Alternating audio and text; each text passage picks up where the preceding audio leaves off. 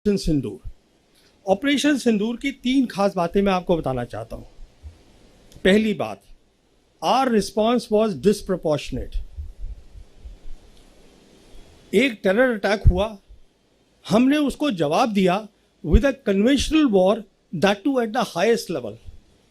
हिंदुस्तान और पाकिस्तान के बीच में the two air forces will lead the war period. और ये हमने पहली बार नहीं किया, हमने किया था बालाकोट में पहली बार 2019 में, and we expose the limitations of the Indian air force. मिसाल के तौर पर हमने बालाकोट में, हमारी एयरफोर्स ने ऑपरेशन बंदर करा, चुपके से जाकर वी कॉट देम अनअवेयर, उनके रडार्स बंद थे, we cross the there air space और हम अपना BVR छोड़कर आ गए। Next morning they retorted, they came back to us with a response, which is what they call the Operation Swift Retort. याद होगा आप लोगों को, दिन की टाइम उन्होंने किया और उनका फोकस क्या था? उनका फोकस था military targets, not non military targets. आप कभी एयरफोर्स नॉन मिलिट्री टारगेट्स पे इस्तेमाल नहीं करते बाबा। उनका फोकस था मिलिट्री टारगेट, और उन्होंने क्या देखा, हमारी इलेक्ट्रॉनिक वॉरफेयर बहुत कमज़ोर थी। सिंपल वर्ड्स में इलेक्ट्रॉनिक वॉरफेयर का मतलब ये होता है कि काबिलियत की आप दूसरे का कम्युनिकेशन को जैम कर दे।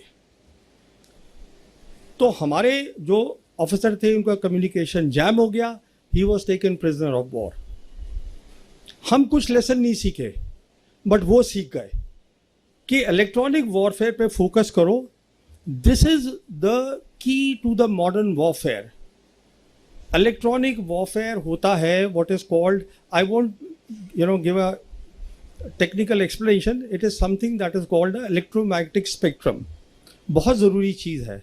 होता क्या है कि एटमॉस्फेयर में 7 तरीके की इलेक्ट्रोमैग्नेटिक वेव्स हैं। एक मिसाल के तौर पर है विजिबल लाइट।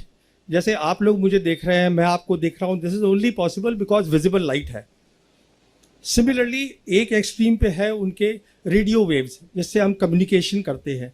एक्सरे होती है जो हमारी मई 2014 में जब ये आए हैं, इन्होंने they learn as a consequence of that. देखिए, हमने अपनी आंखों पे पट्टी बांध दी।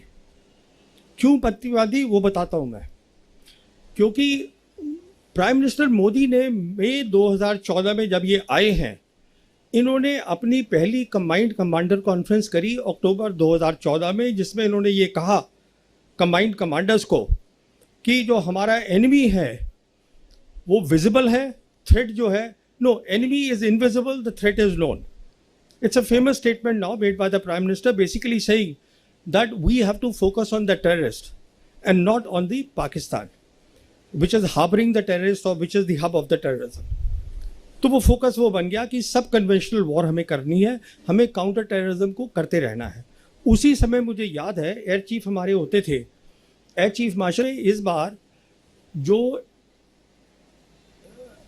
पाकिस्तान की जो सरहद है उसको हमने ब्रीच नहीं किया, एयर स्पेस को, स्टैंड ऑफ वेपन से, but we hit the terrorist target, वो हमने किया। पर इस बार वो तैयार बैठे थे। I won't go in the technical details. All to tell you is that it is not really about the J-10 and the PL-15 missile. It is about the ecosystem that was backing that. And when I say ecosystem, what am I talking about? I am talking about the advanced exercises that the Pakistan Air Force had been doing since 2019 with the PLAF. और उसके तहत वो क्या कर रहे थे? Ecosystem का मतलब होता है कि आपकी सैटेलाइट्स, आपके एयरबॉर्न एसेट्स, एयरबॉर्न में जैसे एवैक्स होता है जिससे आप पता करते हैं कितने टारगेट्स हैं, उसको ट्रैक करते हैं, आपके ग्राउंड एसेट्स विच इज़ आपकी एयर डिफेंस वगैरह, और आपके फाइटर्स, इस सब को आप नेटवर्क कर देते हैं।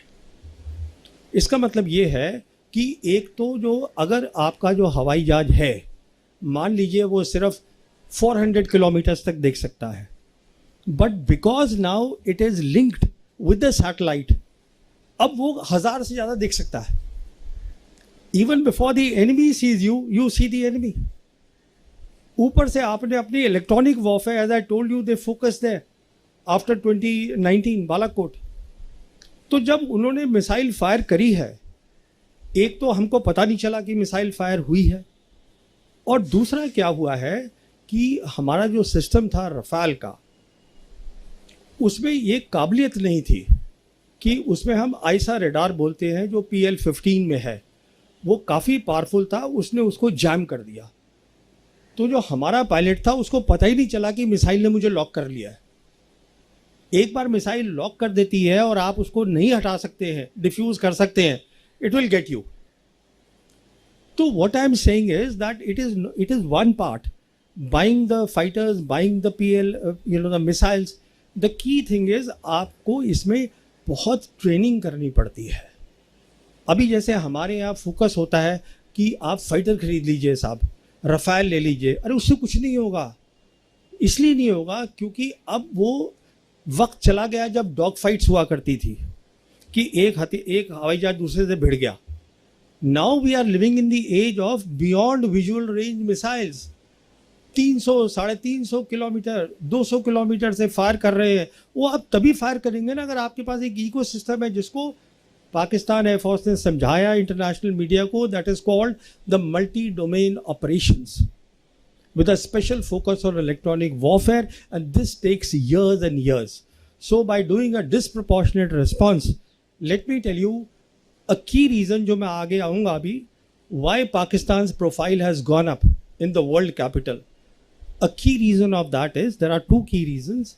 One is that they saw that the Pakistan military has emerged out of this 4 days of Operation Sindoor as a peer military competitor of the Indian military. बहुत बड़ी बात है।